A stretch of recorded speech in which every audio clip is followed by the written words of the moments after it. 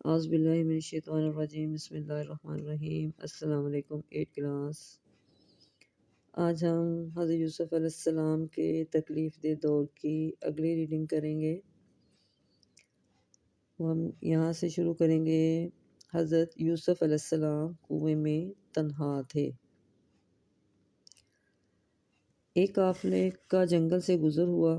قافلے والوں نے اپنے ایک آدمی کو پانی لانے کے لیے بھیجا تو اس شخص نے پانی بھرنے کے لیے کنویں میں ڈول ڈالا۔ حضرت یوسف علیہ السلام ڈول میں بیٹھ گئے۔ اس شخص نے جب ڈول اوپر کھینچا تو ایک خوبصورت لڑکے کو دیکھ کر حیران رہ گیا۔ وہ خوشی میں پکارنے لگا، یہ تو نہایت خوبصورت لڑکا ہے۔ ابھی دیکھیں یہاں پہ حضرت یوسف علیہ السلام کو جب کنویں میں ڈال دیا گیا تو وہ تنہا تھے وہاں پر، اور یہ وہاں پہ وہ کوئی 3 دن تک یوسف علیہ السلام کنویں میں ہی رہے، لیکن قدرت الہی نے ان کی حفاظت کی۔ ایک بھائی یہودا کے دل میں ڈال دیا کہ وہ ہر روز کنویں میں کھانا پہنچاتا۔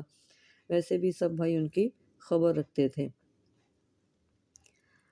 پھر جب خوشی سے وہ پکارنے لگا تو وہ نہایت خوبصورت لڑکا ہے۔ قافلے والوں نے یوسف علیہ السلام کو فروخت کرنے کے لیے چھپا لیا۔ اب یہاں پہ یہ جو قافلے والے جب وہ وہاں پر پہنچے، جب انہوں نے پانی نکالا تو انہوں نے جب ڈول بیچ میں ڈالا تو انہوں نے جب حضرت یوسف علیہ السلام ڈول میں بیٹھ کر باہر آ گئے، کیونکہ وہ چھوٹے تھے ہلکے تھے، ڈول میں بیٹھے اور آرام سے باہر آ گئے۔ قافلے والوں نے جب دیکھا تو وہ بہت خوش ہوئے کہ اتنا خوبصورت لڑکا ہمیں مل گیا۔ تو قافلے والے جو ہے اس کو بیچنا چاہتے تھے، اس کو بیچ کر ان کا دام وصول کرنا چاہتے تھے، لیکن اللہ تعالیٰ کی مصلحت ہی کچھ اور تھی۔ اللہ تعالیٰ حضرت یوسف علیہ السلام کو خزانے مصر کا مالک بنانا چاہتا تھا۔ اگر وہ چاہتا تو ان کو 1 سیکنڈ میں روک دیتا، لیکن اس کی مصلحت تاخیر میں تھی، اس لیے سب کچھ جانتے ہوئے بھی وہ نے ڈھیل دے دی۔ قافلے والے حضرت یوسف علیہ السلام کو مصر لے گئے۔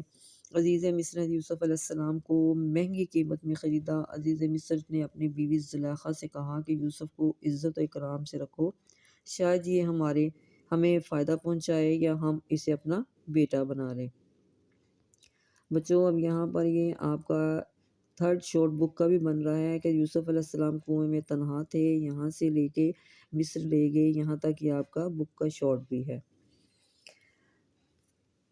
جب حضرت یوسف علیہ السلام اپنی جوانی کو پہنچے تو خوبصورتی میں ان جیسا کوئی نہ تھا۔ ایک دن زلیخا نے محل کے تمام دروازے بند کر دیے اور حضرت یوسف علیہ السلام کو برائی کی دعوت دی۔ حضرت یوسف علیہ السلام نے اللہ تعالیٰ کی پناہ مانگی اور دروازے کی طرف دوڑے۔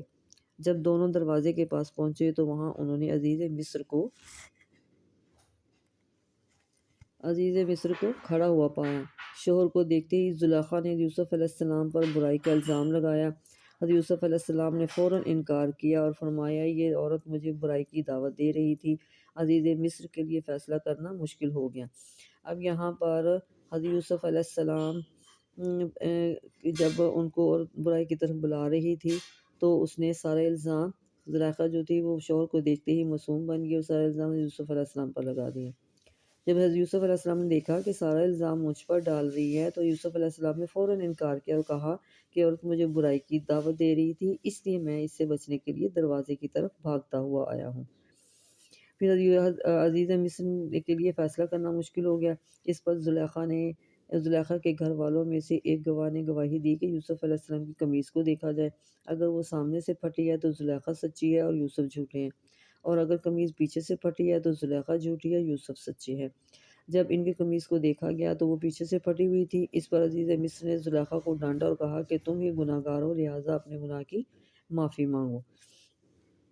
زلیخا کا یہ واقعہ لوگوں میں عام ہو گیا۔ امیر گھرانوں کی عورتیں زلیخا کو برا بھلا کہنے لگیں کہ وہ ایک معمولی غلام پر عاشق ہوگی۔ جب زلیخا تک یہ بات پہنچی تو اس نے تمام عورتوں کو دعوت پر بلایا اور ان کی مہمان نوازی پھلوں سے کی، ہر ایک کو پھل کاٹنے کے لیے چھری دی۔ پھر زلیخا نے یوسف علیہ السلام کو حکم دیا کہ ان عورتوں کے سامنے سے گزریں۔ عورتیں یوسف علیہ السلام کی خوبصورتی کو دیکھ کر حیران رہ گئیں۔ انہوں نے پھل کاٹتے کاٹتے اپنے ہاتھ زخمی کر لیے اور کہا کہ یہ انسان نہیں بلکہ ایک نہایت معزز فرشتہ ہے۔ اب یہاں پر یوسف علیہ السلام کی خوبصورتی جب عورتوں نے دیکھی تو وہ بھی حیران پریشان رہ گئی۔ اس سے ان کو دیکھتے ہوئے پھر زلیخا نے آگے سے کہا یہ وہی ہے جس کے بارے میں تم مجھے طعنے دیتی رہی تھی۔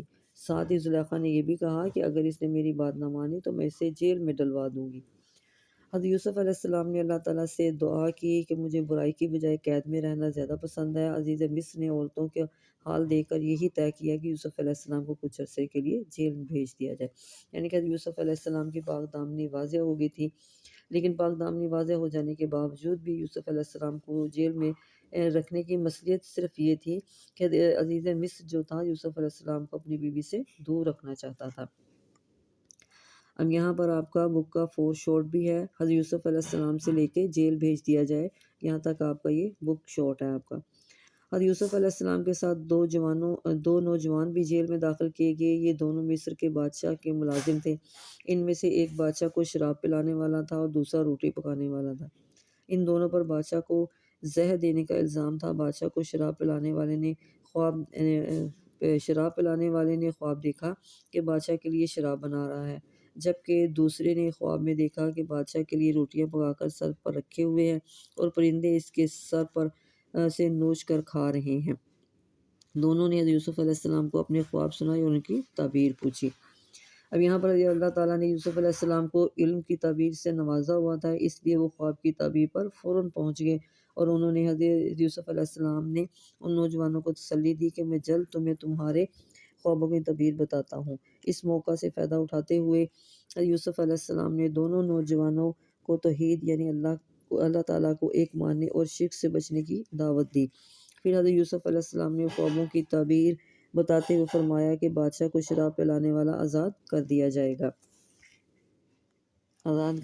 گا اور وہ دوبارہ بادشاہ کی خدمت کرے گا، جبکہ روٹی پکانے والے کو سولی دے دی جائے گی اور پرندے اس کے سر کو نوچ کر کھائیں گے۔ حضرت یوسف علیہ السلام نے بادشاہ کو شراب پلانے والے سے فرمایا کہ وہ ان کا ذکر اپنے بادشاہ سے کرے۔ وہ اپنی نوکری پر بحال ہو گیا، لیکن وہ حضرت یوسف علیہ السلام کا ذکر بادشاہ سے کرنا بھول گیا۔